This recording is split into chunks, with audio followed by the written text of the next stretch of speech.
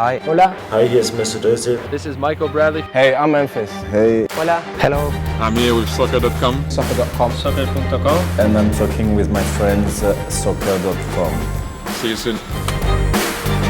Hey guys, Josh from SoccerReviewsForYou.com, bringing you my review plus on-feet video of the Nike Tiempo Legend 6 in the latest Radiation Flare Pack colorway. Now this is of course the latest colorway of the Tiempo Legend 6, and it's probably the brightest one that we've seen so far as well, in an obnoxiously bright neon yellow color known as Volt from Nike. Some people love this color, some people absolutely hate it. We're of course going to go over the colorway in today's video. We're also going to talk tech specs and performance features, as well as take a look at how these things fit and feel on feet. So if you're interested in learning more, stick around, watch the entire video. If you're interested in a pair of these for yourself, I'll leave a little pop-up on screen, or you can click the first link down below in the description. That'll take you to the review page on my website, where you'll find buy it now links with exclusive SR4U coupon codes, where you'll be able to pick these up below their normal $210 retail price. So again, if you're interested in a pair, first link down below, go ahead and check it out. Now, in regards to the what's included inside of the box with the shoes, being that this is a top-end model, they do include a string bag, which of course is in matching colors. Always nice to see, and of course expected with high-end shoes from Nike. In regards to the colorway though, again, obnoxiously bright. I will say this, I'm not a fan of wearing really bright shoes, but the Nike Tiempo Legend 5 in the World Cup colorway, you guys remember those? They were neon yellow as well. That is probably one of my most worn shoes ever since I started reviewing shoes. For some reason, I just really thought that was a cool looking shoe, so I wore them a lot. And this is kind of a re-release to a certain extent of that particular colorway. Obviously, you don't have pink and gold within the actual swoosh itself. This is a little bit more simple, and I would argue even a little bit better looking with the black detail within the swoosh, the Tiempo branding on the back, as well as the liner.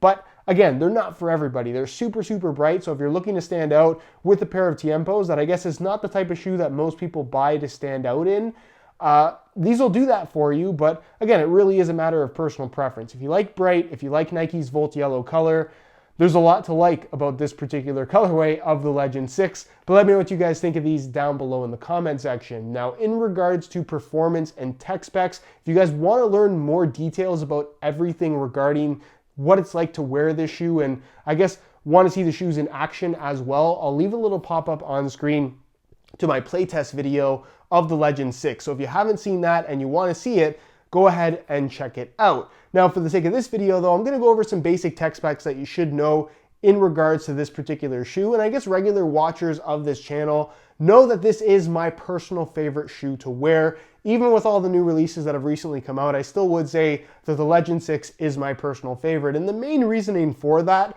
is just the fact that I like more simple shoes, especially something with a leather upper. That tends to be my preference in regards to feel. And this has a really nice quality kangaroo leather upper, but with the internal skeleton support frame, the one-piece design, low cut, which is also my general preference, as well as the sole plate and stud pattern, this is just a simple, straightforward shoe that gives you that classic traditional leather feel and softness, but also has kind of the more responsive sensation that I would expect from a modern day soccer cleat. So with all of those features in combination on this particular model, that's partially why it is my personal favorite. Are there other shoes out there that I think are really good and I'd be happy to wear as well?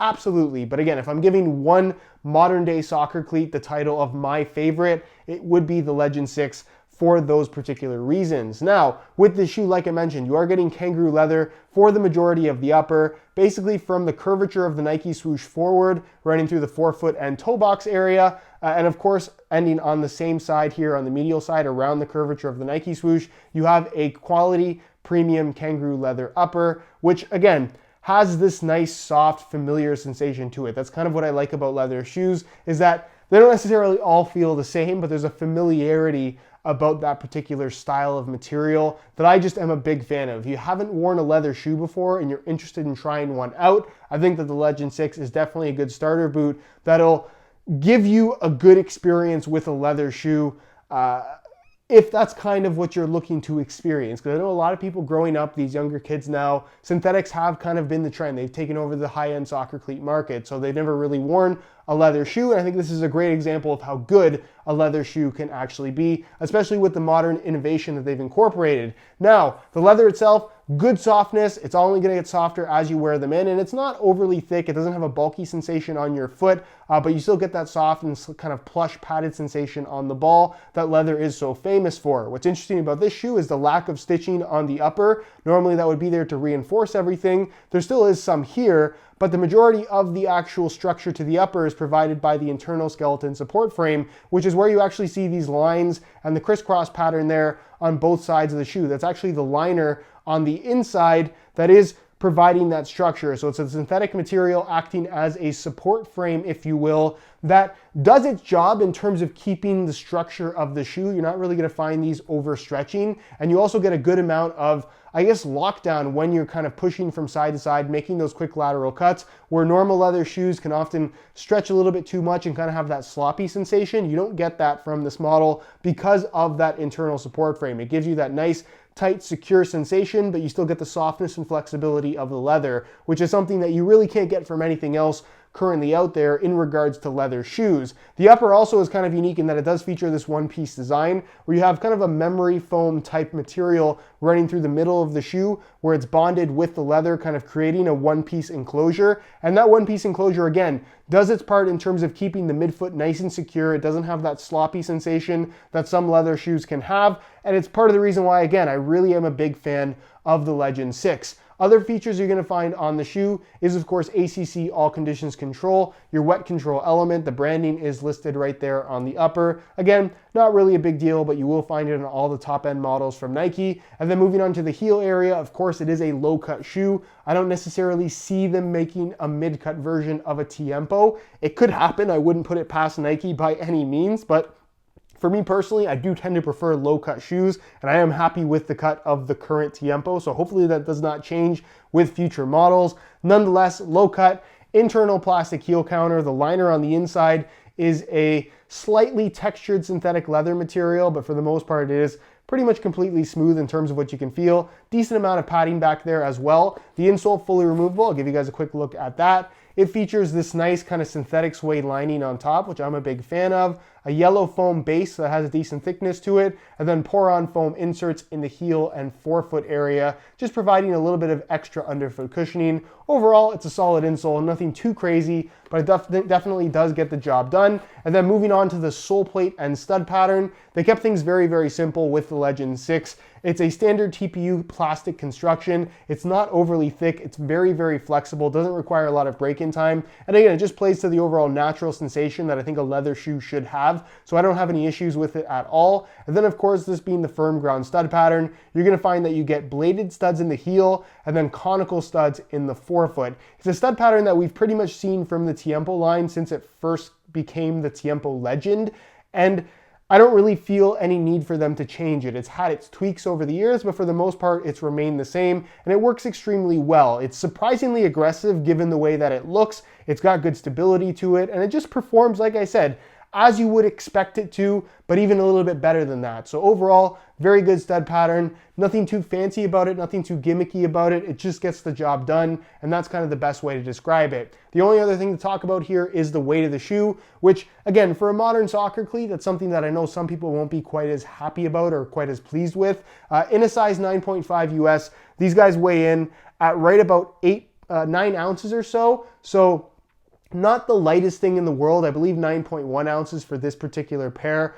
Is that light? Not necessarily. Is that heavy? Absolutely not. But again, I think if you're interested in something like the Tiempo Legend 6, you're probably not too concerned about the weight anyways. Just know that if you are buying these, they're not going to have that super lightweight kind of mercurial feel on your feet. But I think most people probably already understand that. With all of that said, let's take a look at how these things fit and feel on feet. So you can see here on the right shoe, I actually swapped in some wide black reflective SR4U replacement laces. If you're interested in a pair of replacement laces for yourself, the website to go to is www.sr4ulaces.com. So if you're interested in a pair, be sure to go ahead and check that out. There'll be a little pop-up on screen as well as a link down below in the description. So in regards to getting them on, again, pretty straightforward. I guess for a leather shoe, it's kind of unusual to have a one-piece upper. So you kind of have to wiggle your foot in a little bit more than a standard tongue would normally allow for. But again, not a big deal. Definitely not hard to get on. But you do have this dual lace hole system, which is unusual for a leather shoe.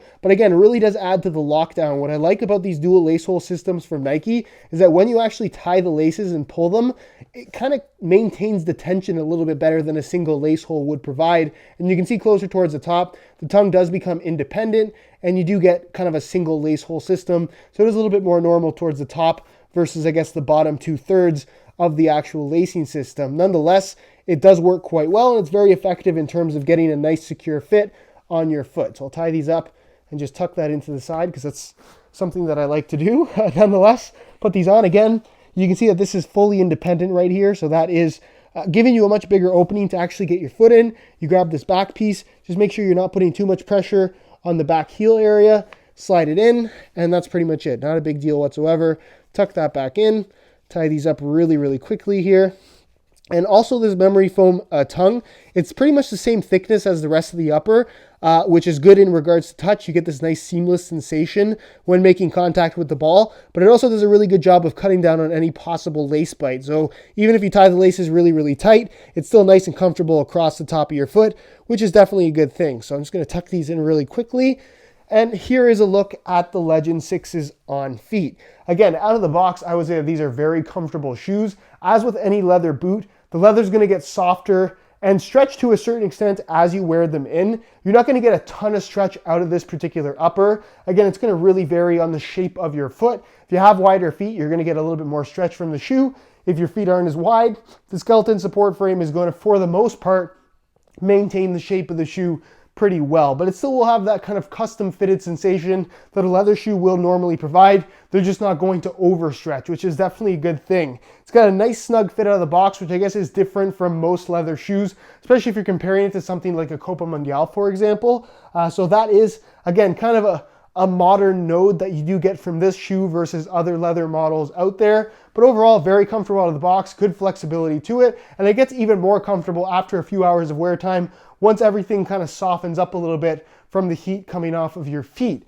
As far as the width of the shoe is concerned, with this one-piece upper, it does, like I said, have a tighter fit out of the box than most leather shoes would otherwise provide, which doesn't necessarily make them narrow by any means, but they're not, again, quite as wide as something like a Copa Mundial would have on offer. So if you have really, really wide feet, I guess try them on first if you have the opportunity to, because that one-piece enclosure will make it a little bit tighter through the midfoot. But I think for the most part, these will fit just about anybody after some break-in time, even if you do have wider feet. So it's not something that I would be too concerned with unless you usually have issues with the width of your shoes. In regards to sizing, they run a half size small, and this has to do with the sizing, not the width. So instead of wearing my usual size 9 US, I bump it up to a 9.5, and the fit and the length is absolutely perfect. So if you are looking to order a pair of these for yourself, I would strongly recommend going a half size up in order to achieve the best possible fit. Sizing is the same as the Magista line as well,